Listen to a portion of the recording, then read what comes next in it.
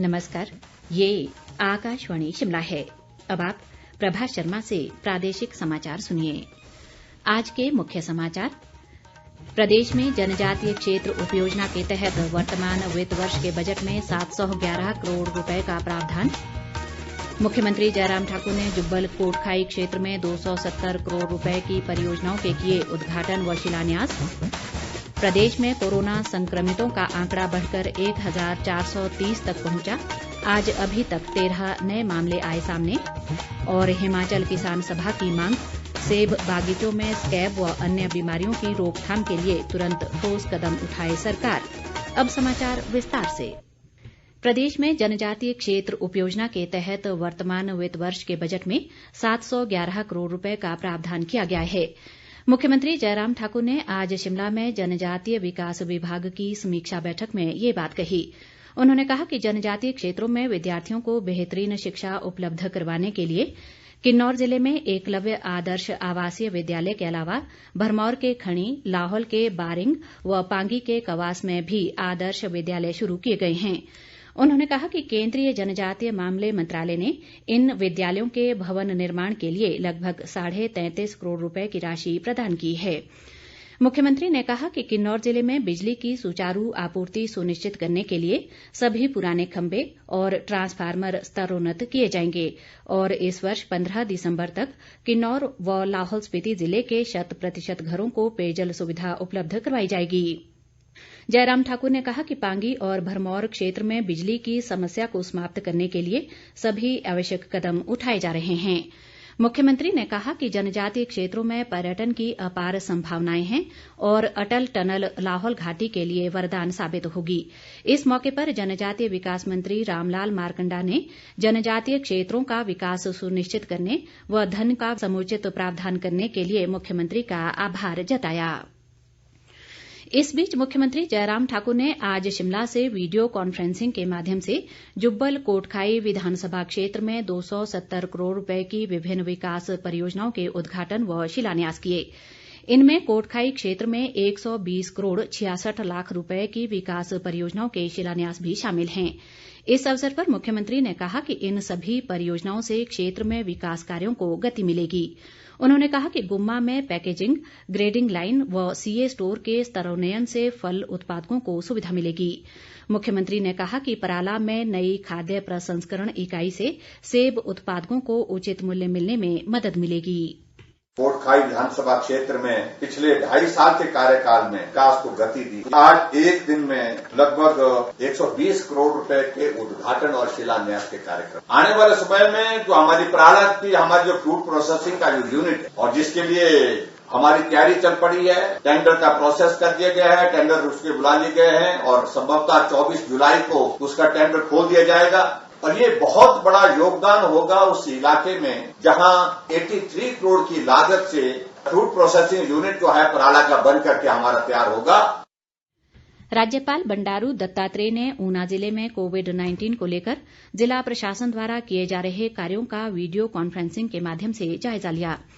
उन्होंने जिले की प्रमुख औद्योगिक इकाइयों को पेश आ रही समस्याओं के बारे में भी जानकारी हासिल की।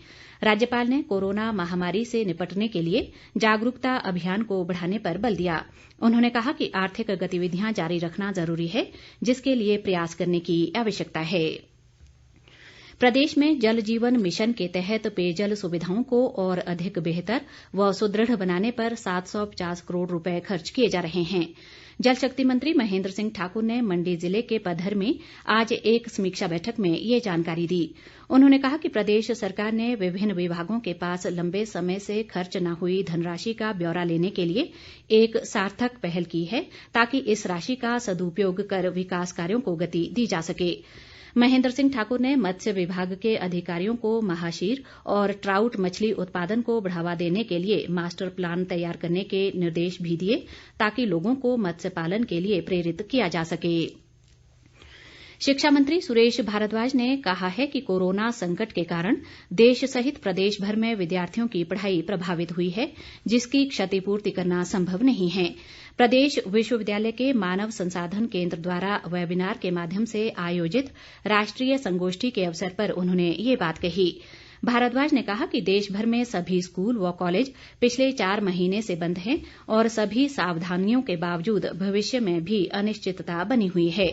उन्होंने कहा कि प्रदेश के पहाड़ी व दुर्गम क्षेत्रों में ऑनलाइन पढ़ाई करवाना अत्यंत कठिन है और इस समय वरिष्ठ माध्यमिक पाठशालाओं में 72% जबकि प्राथमिक स्कूलों में 63% डिजिटल पढ़ाई करवाई जा रही है। प्रदेश में कोरोना वायरस के मरीजों की संख्या बढ़कर 1430 हो गई है। मौजूदा समय में 383 कोरोना पॉजिटिव विभिन्न अस्पतालों में उपचाराधीन हैं और 1021 मरीज उपचार के बाद स्वस्थ हुए हैं। प्रदेश में आज अभी तक कोरोना के 13 नए मामले सामने आए हैं। इनमें से सबसे अधिक कांगड़ा में 6, ऊना में 3, शिमला में 2 जबकि मंडी और कुल्लू जिलों में 1-1 कोरोना पॉजिटिव शामिल है। स्वास्थ्य विभाग द्वारा जारी बुलेटिन के अनुसार आज 2467 लोगों के सैंपल कोरोना जांच के लिए भेजे गए, जिनमें से 719 की रिपोर्ट नेगेटिव आई है और 1746 की रिपोर्ट आना अभी बाकी है।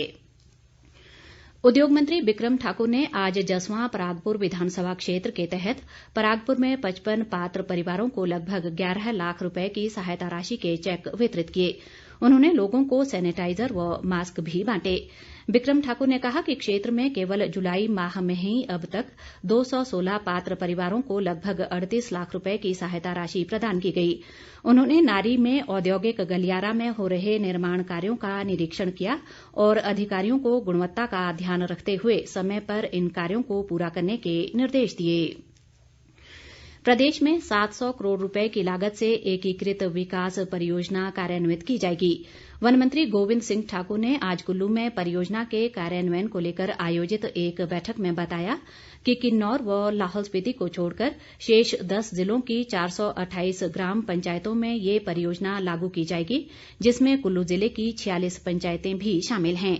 उन्होंने अधिकारियों को परियोजना के पहलुओं को बारीकी से समझने और इसके लक्ष्यों को हासिल करने के लिए और अधिक प्रयास करने की जरूरत बताई। ग्रामीण विकास व पशुपालन मंत्री वीरेंद्र कंवर ने आज ऊना जिले में कुटलैहड़ विधानसभा क्षेत्र के थानाकलां में सुअर पालन योजना का शुभारंभ किया। इस अवसर पर उन्होंने जिले के 20 लाभार्थी किसान परिवारों को सुअरों के यूनिट, फीड व दवाएं प्रदान की। वीरेंद्र कंवर ने बताया कि सुअर पालने के लिए 90% सब्सिडी केंद्र सरकार जबकि 5% सब्सिडी प्रदेश सरकार द्वारा दी जाएगी और किसानों को लागत का केवल 5% खर्च ही वहन करना होगा। हिमाचल किसान सभा ने राज्य सरकार से सेब बागीचों में स्कैब व अन्य बीमारियों के बढ़ते प्रकोप की रोकथाम के लिए तुरंत ठोस कदम उठाने की मांग की है। शिमला से जारी एक बयान में सभा के वित्त सचिव संजय चौहान ने सरकार से सभी बागीचों में विशेषज्ञों की टीम भेजने व बागवानी विभाग के सभी केंद्रों पर पर्याप्त मात्रा में आवश्यक कीटनाशक उपलब्ध करवाने का आग्रह किया है। उन्होंने कहा कि अगर समय रहते स्कैब व अन्य बीमारियों पर काबू नहीं पाया गया तो प्रदेश की 4500 करोड़ रुपए की सेब आर्थिकी पर विपरीत असर पड़ेगा। प्रदेश कांग्रेस ने राज्य सरकार पर कोविड-19 को लेकर बनाए गए नियमों की अनदेखी करने का आरोप लगाया है। शिमला से जारी बयान में पार्टी सचिव हरिकृष्ण हिमराल ने कहा है कि सरकार के लचर रवैये के कारण आज प्रदेश में कोरोना संक्रमितों की संख्या 1400 से पार पहुंच गई है। उन्होंने प्रदेश सरकार पर सोशल डिस्टेंसिंग पर दोहरे मापदंड अपनाने का भी आरोप लगाया है। अंत में मुख्य समाचार एक बार फिर। प्रदेश में जनजातीय क्षेत्र उपयोजना के तहत वर्तमान वित्त वर्ष के बजट में 711 करोड़ रुपए का प्रावधान। मुख्यमंत्री जयराम ठाकुर ने जुब्बल कोट खाई क्षेत्र में 270 करोड़ रुपए की परियोजनाओं के किए उद्घाटन व शिलान्यास। प्रदेश में कोरोना संक्रमितों का आंकड़ा बढ़कर 1430 तक पहुंचा। आज अभी तक 13 नए मामले आए सामने।